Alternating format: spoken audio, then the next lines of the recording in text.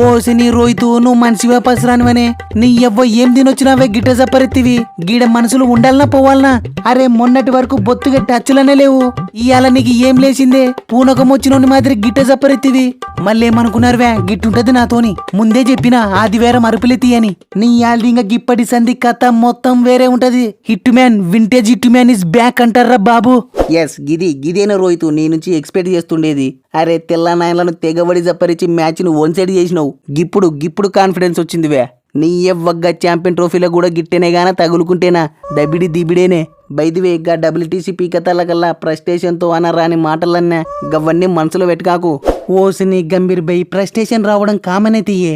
గప్పుడంటే కొడుకు పుట్టినాడన్న సంతోషంలో డిమార్ట్ల చుట్టూ తిరిగి పిల్లోనికి డైపర్లు దోమతెరలు కొనుక్కుంటూ చక్కగా బ్యాటింగ్ మీద ధ్యాసనే పెట్టాలనే లేకుంటేనా ఎందుకు ఇప్పుడు చూసినావు కదా ఇంకా టచ్ లోకి వచ్చినట్టయితే మన ద్రావిడి మామకి ఐసీసీ ట్రోఫీ ఎట్ట గెలిపించినాను నీ కోచింగ్ లో కూడా ఈ ఛాంపియన్ ట్రోఫీని గెలిపిత్తతి బుగులు వడాకు ఛాంపియన్ ట్రోఫీ నందే.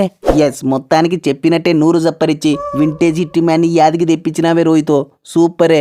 విరాటో గది సరే గాని ఇంకా మిగిలింది ఒక్క మ్యాచేనే గది కూడా ఉత్తుత మ్యాచ్. నీ యాల్దింగ నువ్వు కూడా టచ్ లేకపోతే ఓ పని అయిపోతుంది ఏమంటావు? ఎస్ కరెక్టేనే నేను కూడా నూరు జోపక శంగన్ రోజులైపోయింది ఇంకా సప్పరియాల్సిందేతి. మీకు సెంచరీలు సప్లై చేయనికే మిమ్మల్ని ఫామ్ లోకి రప్పియనికే గీడుండేది ఐర్లాండో స్కాట్లాండో కాదు ఇంగ్లాండ్. అసలు మేము మీ ఊరికి వచ్చిండేది గీ తొక్కలో ఫోన్ పే గూగుల్ పే సిరీస్ల కోసం కాదువే మీ వీక్నెస్లు తెలుసుకోనికే. నీ ఎవ్వగాడ ఛాంపియన్ ట్రోఫీలో సెమీస్ లో గాన తగిలినారా కథ మొత్తం వేరే ఉంటది జుడి. ఏంది తమ్ముడు ఏమంటున్నావు? సెమీసా గీ పర్ఫార్మెన్స్ తోనే నాకు నమ్మకం లేత్తి తమ్ముడు. అరే స్పిన్నర్ ని చూస్తే చాలు పుర్రు పోసుకుంటున్నావు. గాడ ఆఫ్ఘనిస్తాన్ నాయలు మన గ్రూపులనే గాలవన్నారు. వానికి గంటల దాంట్లో స్పెషలిస్ట్ స్పిన్నర్లు 6 మంది ఉన్నారు. ఇంకా యాడైతే చెప్పు ఏహే అప్డేట్ అయినా తీయన్నా ఈ తూరి నా పుల్లని స్పిన్నర్ కి కాదే గా ముద్దుల మామేకే ఇచ్చిండేది. ఎస్ స్పిన్నర్ అంటే యాదకొత్తుంది. అంతా తొండి చేసిర్రు. నీ ఎవ్వగా జడ్డు స్పిన్ అని చెప్పి ఫాస్ట్ బౌలింగ్ ఎత్తాడా? అరే ఎవ్వనికైనా ఓవర్ వేయాలంటే తక్కువలో తక్కువ 3-4 నిమిషాలు పడుతుంది. గదేకి జడ్డు ఉత్త 70 సెకండ్లలో కంప్లీట్ చేసిండు. బ్యాట్ పట్టుకొని వానికెళ్ళి చూసే తలకల ఇసిరి జిమ్ముతుండు. అరే బాల్ మిషన్ కూడా ఇంత స్పీడ్ బాల్ అయ్యేది కదవే నేను ఆడ చూడలే. రూట్ బై 70 సెకండ్లు 70 నిమిషాలని కాదే వచ్చినామా దబ్బున జిమ్మినామా పుల్లలు వీకినామా గంతే. నీ ఎవ్వ జెడ్ స్పీడ్ జడ్డు అంటారా బాబు. ఎస్ చక్కగా బ్యాటింగ్ చేసే ఛాన్సే రాకున్నా టిప్పుకి 3 పుల్లలు వీకుతున్నావు చూడు సూపర్ వే జడ్డు. థ్యాంక్ యూ సో మచ్ అన్న. వా అన్నో పుల్లలు వీకకున్న బ్యాటింగ్ లో నమ్మకంగా స్కోర్ చూస్తున్నా అన్న నన్ను జర గుర్తించే. తమ్ముడు నువ్వు బౌలింగ్ ఆల్రౌండర్వి కానీ బ్యాటింగ్ అల్లాడుతున్నావు. గజ్జెడ్డు బ్యాటింగ్ ఆల్రౌండరు కానీ బౌలింగ్ లో పుల్లలు వీక్తాండు. నీ అవ్వ ఏదైతే ఏం టీంకి కట్టపలాక అడ్డంగా నిలబడి ఆదుకుంటున్నారు సూపర్ వే. థ్యాంక్ యూ సో మచ్ అన్న. రోహిత్ అన్న మొన్న నెంబర్ 3లో వచ్చి 80 సిల్కు జోపిన. ఇప్పుడు ఓపెనర్ గా కూడా 60 జప్పరిచిన. అరే కన్సిస్టెంట్ గా కావాల్సినప్పుడల్లా జోపుతున్నా నన్ను జర గుర్తించన్నా. తమ్ముడు first of all as a vice captain గా ఇటువంటి క్రెడిట్లు ఎక్స్పెక్ట్ చేయకూడదువే కానీ నీ కన్సిస్టెన్సీ మన అయ్యర్ గాని కన్సిస్టెన్సీ చూస్తా అంటే ముచ్చటే తాందివే. తమ్ముళ్ళు జెమ్స్ అని నిరూపిస్తున్నారు. Yes thank you so much అన్న. ఓకే బాయ్స్ అయ్యిందేదో అయిపోయింది. నీ ఎవ్వ సిరీస్ పీకిన ఛాంపియన్ ట్రోఫీకి ముందర మన ఓనియాలు ఇంప్రూవ్మెంట్ అయ్యిర్రు గది చాలు. వా ఏందే ఏమంటున్నావే ఇంప్రూవ్మెంటా మన ఓనియాలకు? అరే నీకు ఇంతకి యాసందులుగాని వచ్చిందే. బట్లరు గా సాల్ట్ గాడు టచ్ లోకి వచ్చినాడు. మన బకెట్ గాడు బాగానే చూపుతాండు.